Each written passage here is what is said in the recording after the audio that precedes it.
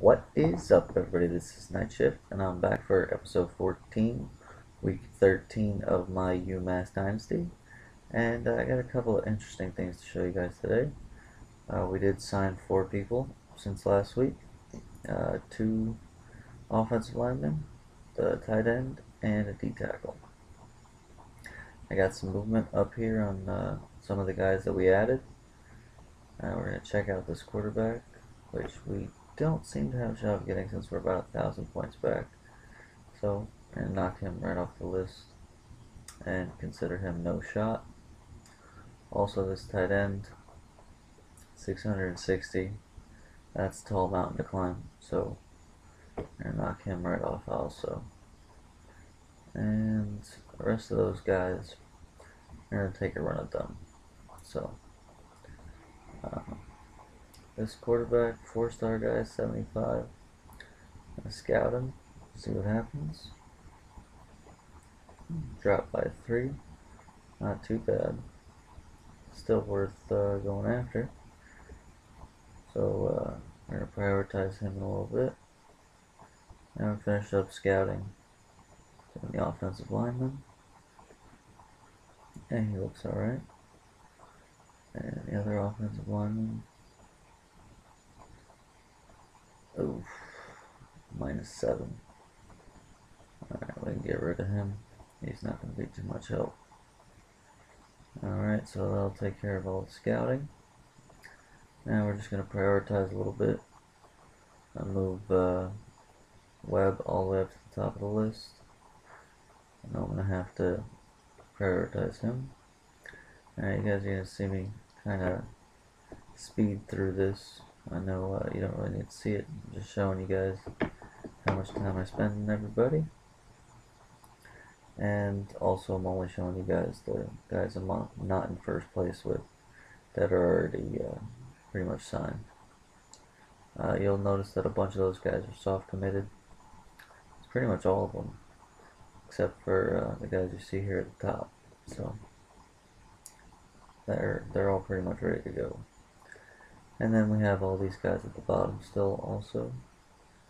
And 3 of them are important. And the 2 offensive linemen are not really that important. So we'll give them a 10-minute spot. Give them a promise. See if we can move up on them real quick with that.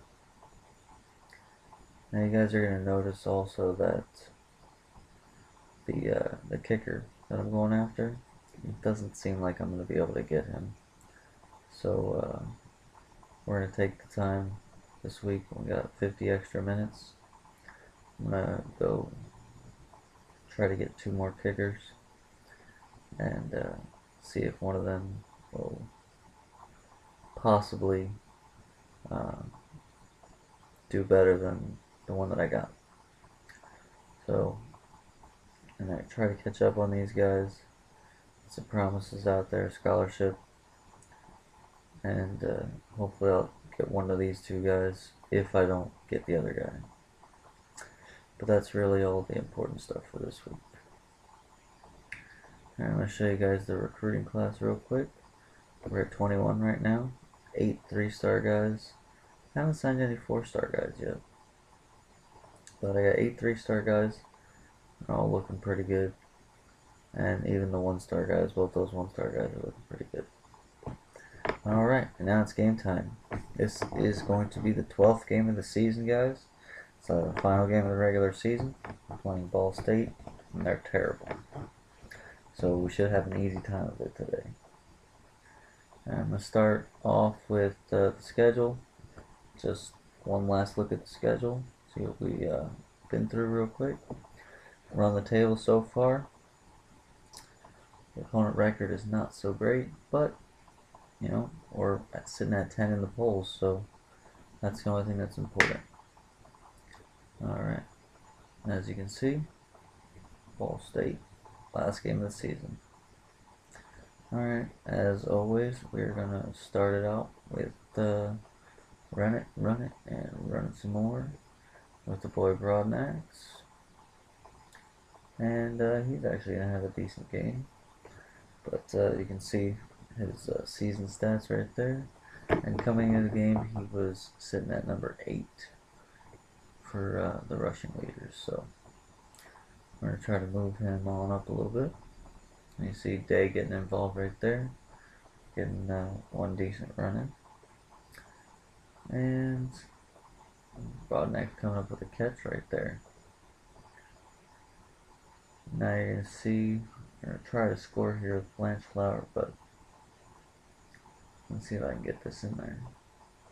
He's open in the back of the end zone, and the throw goes too high. I'm going to settle for a field goal early in this game. Should be a blowout, but you never know. Alright. Well, that drive didn't take too long, only a minute and a half, but alright, so now I'm going to show you guys the polls. We're sitting at 10 in the coaches poll with 1 vote. We're sitting at 8 in the media poll. And then somehow we're sitting at 11 in the BCS, but I'm not really too worried about that. All those 2 lost teams. There's a lot of interesting stuff that can happen in the next week after this week and championship week.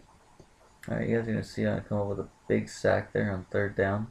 It's going to back them up out of field goal range, but they're going to try it anyway. And they're going to end up missing that field goal.